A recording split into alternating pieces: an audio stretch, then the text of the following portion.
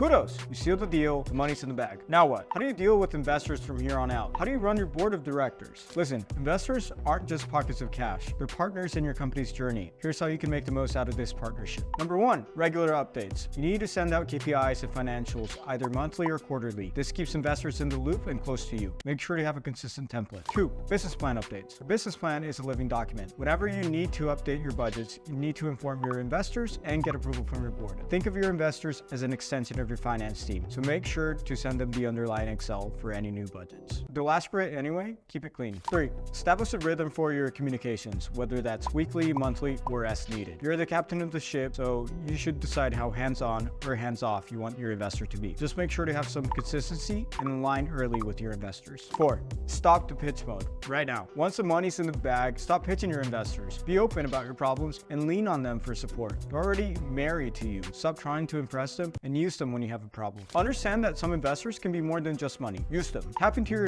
investor networks. They often have valuable connections that can open doors with regulatory bodies or potential hires. Treat an investor's portfolio like a close-knit family. The other companies in their portfolio are your siblings. You should connect with them because they're likely going through similar challenges. They can also be potentially your partners or customers. Ask your investor for intros, but be specific. Provide a brief blurb outlining what you're seeking and why. For instance, hey Felipe, we're on the hunt for a new identity verification service to tackle our fraud issues. Could you introduce us to Encode? It seems like they have a solution that's right up our alley, and we're eager to explore new partnership opportunities. See a blurb about us below. Mi Banco is a new digital bank serving the Latino immigrant population in the US, providing a checking account, lending solutions, and a credit card. Mi Banco is backed by SoftBank and Kazakh. Keep it simple, and the investor can just forward it to the company. Don't shy away from seeking introductions to potential future investors, especially when there's no competitive tension. For instance, if you're secured funding from Canary in Brazil in your seed round and are gearing up for your Series B, they may not invest further. In such case, ask them to connect you with other investors who might be a strategic fit. Hey, I noticed that General Atlantic has been involved in many follow-on investments for many of your portfolio companies. As we prepare for our Series B, could you please introduce us? Investors won't know as much about your company as you do, but they do meet with a lot of companies and recognize common issues. Ask your investors for advice and insights. What have you seen are the main issues startups encounter when they expand from Mexico to Brazil? We're thinking about buying a competitor. How would you think about it? We're revamping our employee stock ownership program. What are some standards in your portfolio? You'll also likely add to your board your major investors from the round you just raised. You need to run your board meetings effectively. That's where your strategic discussions will take place. Your board meeting should be a discussion, not a one-way presentation. Otherwise, you'll lose everyone's focus. The best board I've been a part of would host their boards once per quarter. About a week before the meeting, they would send out a shareholder letter, usually a 50-page letter with everything you would want to know about the business, including the key things that were top of mind, including performance for the quarter, what are the strategic initiatives that they're focused on right now, and what are the goals for the short term. Honestly speaking, this is a bit over the top if you are at an early stage and have limited resources to produce this type of material, but hey, it's something to strive for down the line. Next, you give the board some days to read. Then 2 days before the meeting, there was a deadline to send any questions to the company. And then the day before the meeting, the company would send the answers to the board. That way, when it came time to the actual board meeting, everybody had context, and the discussion was basically a debate on the 1 to 3 strategic priorities. It's up to the chairman of the board, usually the CEO of the company, to decide on what that needs to be. After the meeting, the CEO would have one-on-one sessions with each board member to address any lingering questions or concerns and gather feedback. Conversely, I've been part of less productive boards where meetings were held monthly. That's way too often. With no material sent in advance, board members lacked context and were not as engaged. The setup was inefficient and time-consuming. You've got to be proactive in engaging with your board and investors. They're there to help you, so take advantage of the relationship. Even if you have the best investor in the world, if you don't have them involved, it's like having dumb money on your cap table. And don't forget, you probably want them involved because who do you think is going to lead your follow-on rounds? This brings us to the end of the lesson.